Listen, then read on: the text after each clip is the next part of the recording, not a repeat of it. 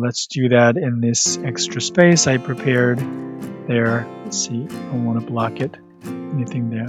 So what we're looking at here is FZ and FX. That's a Z slot and then that's X slot. And what we're doing with that original green strip, like that. Okay.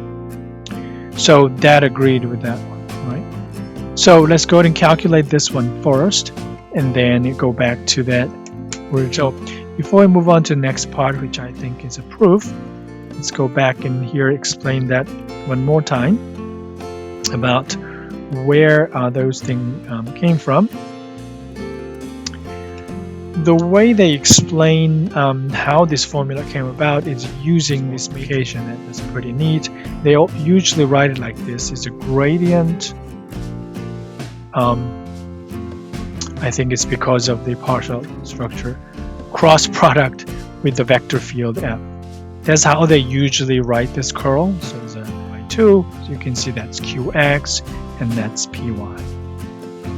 So that's how they usually describe it.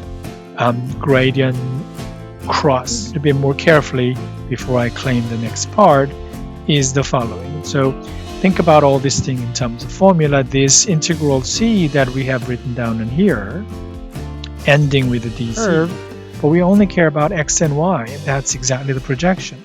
So if I denote that by c0, that becomes a c0 right there. I already showed you in the slide over there.